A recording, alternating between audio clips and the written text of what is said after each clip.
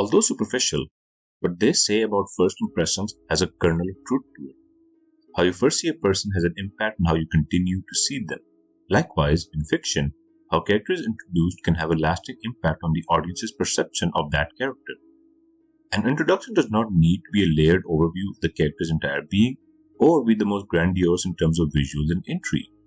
An introductory scene for any character needs to fulfill one specific purpose: to create a discernible outline for the character and what they narratively represent, or what they may eventually come to represent, be it thematically, narratively, or otherwise. Ishmael's iconic opening line in Moby Dick and his subsequent monologue serves to establish the character as the audience's steward and guide.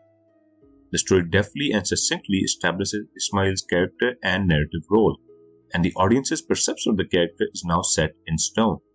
As such, although the character is and never should be defined by the introduction, the opening scene sets up their ostensible role in the narrative, or charts the course of their arc, or cements a foundation upon which the character can be built. Simply put, the way in which a character is introduced has a lasting impact on the audience's perception and how the character will evolve from that initial view. As a narrative tool, an introductory scene can be used for myriad reasons, and this video shall discuss one such use. We'll be looking at how two separate introductory scenes can be used to simultaneously develop contrasting themes and narrative arcs that help to enrich the characters established in the respective scenes, adding a layer of depth to the characters, their role within the story, and the themes associated with them. To illustrate, I'll be examining the introductory scenes of two characters who we can argue be the final antagonists in the manga series One Piece. These characters being Blackbeard, aka Marshall D. Teach, and King Imu, the occupant of the empty throne. Please note that this video contains major spoilers, so anyone not caught up with the manga should refrain from watching further. An interesting similarity between both Blackbeard and Imu is that both characters were introduced prematurely. Blackbeard's first scene is him in the bar competing with Luffy over a trivial matter. Imu is seen going to the vault within Merijois to look at a giant straw hat. The former establishes Blackbeard's dynamic as a foil to Luffy, whereas the latter establishes intrigue and mystery associated with the silhouetted character. However, although both scenes are interesting in their own right, I argue that neither scene is actually the introduction for either character. Rather, both scenes are the preamble for what is meant to act as a true introductory scene. Nevertheless, the preamble is relevant to the characters and their proper introductions. Let's set the stage first. In chapter 225 titled A Man's Dream, Luffy and Zoro, after having been beaten bloody by Bellamy and his gang, are dragged out of the bar by an enraged and embarrassed Nami. A stranger, who we later learned was Blackbeard, declares Luffy and Zoro as winners of the bout with Bellamy. He rejects Bellamy's notion of treasure and piracy and utters his most iconic dialogue: "A man's dream never ends." Blackbeard is subsequently mocked by the townspeople, reinforcing his claims. On the opposite end, in chapter 908 titled The Reverie Begins, the five elder planets are making their way to the empty throne. It is significant to point out that we have seldom seen the five elders outside the room of authority, so their movement already signifies something of great importance. Consequently, we see King Imu sitting on the empty throne, and not a word is uttered by the would-be ruler of the world. Dominance is established visually, creating an unnerving atmosphere that has permeated each scene involving Imu ever since. It may be noted that both scenes are presented in a double spread, accentuating their significance and signaling to the audience that these scenes are of veritable importance. Their presentation and lasting impact on the audience has elevated these scenes into the realm of the iconic, hence why I consider them to be the true introductory scenes for both characters. Before analyzing the aforementioned scenes, it is necessary to understand Blackbeard and Imu, in as much as can be understood at this point of the story. Blackbeard is Luffy's foil. He is a pirate spider, cruel, covetous, self-serving, and conniving. He is emblematic of the chaos that is integral to the notion of piracy. He stands at the zenith of anarchy, and anarchy can be construed as being unfettered and absolute freedom. Blackbeard is not bound by any form of authority or morality. He is free to do whatever he wants, and that quote-unquote freedom is what makes him utterly terrifying. Imu, conversely, is the symbol of absolute authority.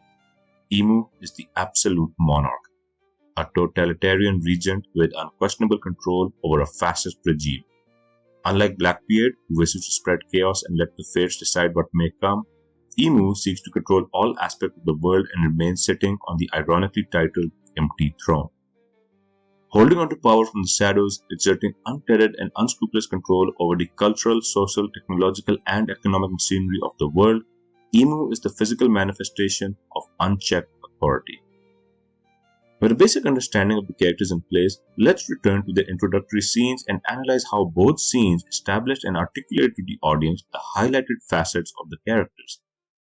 Starting with Blackbeard, his iconic scene has him sitting on the ground, neither resembling a pirate nor having any air of grace or dignity to him. The reason why the audience doesn't suspect or expect much from him is due to how mundane his appearance is. However, Blackbeard demands attention by being loud and abrasive, drawing the ridicule of those passing by yet giving them no heed. This scene contains no pomp or fanfare, a scene devoid of any embellishments, signified through the use of negative space in a double spread. Coupled with the preamble of him bickering with Luffy, this introduction not only establishes Blackbeard as Luffy's foil, but also subtly communicates how the pursuit of dreams can carry a dark connotation. The distance between the two establishes Luffy and Blackbeard's diametrically opposed roles and stances on dreams, and Blackbeard's crooked look implies a darker and crueler outlook as opposed to Luffy. These dark implications hint at Blackbeard's role narratively and thematically. All of this is established and articulated for the audience through succinct, unassuming yet pithy scenes. It's a wonderful sequence that has remained for many the best character introduction in the series. On the opposite end of the spectrum, Imu is introduced with the highest degree of reverence. The spread of them taking the empty throne is drawn from a low angle, with the bottom of the panel being curved downwards. This is done to visually showcase Imu's supposed superiority over the five elders, and them being so far away from the point of view of the reader helps to illustrate how far removed Imu is from the world below. Leading up to this grandiose moment, we see Imu sluggishly climb the stairs to reach the throne, the train of their robe trailing behind them, a picture of abstract regality. Blackbeard is loud and brash. Imu is unspeaking. Blackbeard is begrimed and visually unimpressive. Imu, from the few details we can make out, is donning royal paraphernalia. Blackbeard is mocked by the people around him. Imu is worshipped by the highest authority in the world. Blackbeard sits cross-legged on the ground, while Imu is far above everything in the world, so on and so forth. The two scenes are in stark contrast with one another. One displays the image of a king, while the other portrays a would-be king. The contrast helps to define the roles of both characters as major antagonists who lie on opposite ends of the villainous spectrum. Eiichiro Oda, either intentionally or unintentionally, has added layers to the themes and narrative surrounding the two central antagonists of the series through their respective introductions. The audience is able to extrapolate a great deal of information regarding who the characters are and what they represent through these contrasting and parallel scenes. Through an examination of Blackbeard's introduction, our understanding and interpretation of Imu deepens. By assessing Imu's introduction and analyzing the implications, Blackbeard's thematic significance in the series is brought under a whole new light. The overt and subtle storytelling prevalent throughout One Piece is wholly visible in these two stark scenes, and is a wondrous example of how a well-written and conceptually clever introductory sequence can have far-reaching effects. And is a wondrous example of how a well-written and conceptually clever introductory sequence, such as Blackbeard's, can have far-reaching effects and bleed into another introductory sequence, which, in turn, can retrospectively add a layer of depth to the former scene. It's a masterclass in storytelling, made all the more impressive that, most probably, Oda had no intention to do this. Let me know what you think about these characters and how they were introduced. I hope you enjoyed this analysis, and I'd be grateful if you could subscribe.